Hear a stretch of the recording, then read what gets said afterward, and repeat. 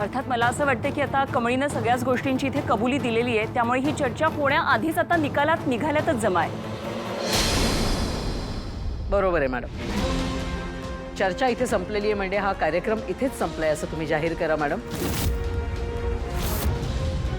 कमळी, लोकांनाही त्यांच्या प्रश्नांची उत्तरं मिळालेली आहेत, त्यामुळे मला असं वाटतं चर्चा इथे संपली.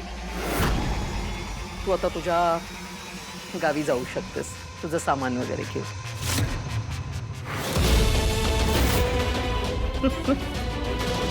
एक मिनिट.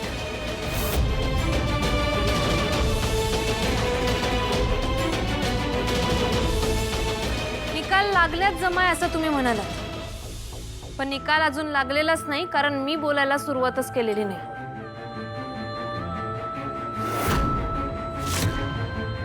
कामिनी मॅडम प्लीज तुम्ही बसा, रिक्वेस्ट करते मी. आपण बसून चर्चा करूया आणि हा संघर्ष काय आहे तो आपण बघूया. प्लीज बसा तुम्ही, आपण चर्चा करूया. कमळी प्लीज बस.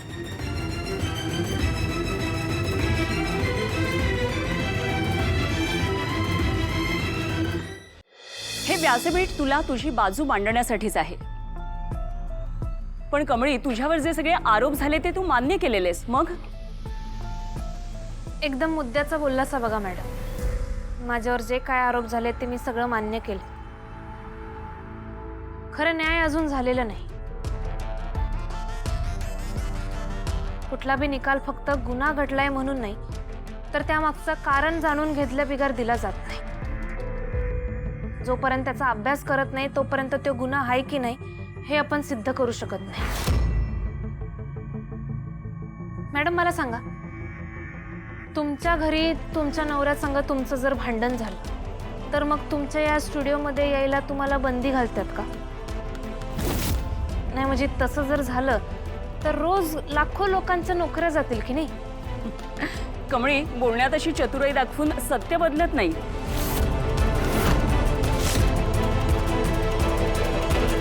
ऐक ना, ही अँकर मला आवडली. अगदी हृदयावर बोट ठेवून बोलते है ना. होय मॅडम, मी तसं म्हणलेलंच नाही. माझं एवढंच म्हणणं आहे का माझ्या आयुष्यात जे काय झालं, म्हणजे मी अन्नपूर्णा आजींना फसवलं, त्यांना खोटं बोललो, त्यांचा विश्वासघात केला आणि तुम्ही जे काय काय म्हणताय ते सगळं केलं, मला मान्य आहे. खरं ते मी माझ्या घरी केलं. त्याचा कॉलेजशी काय संबंध आहे?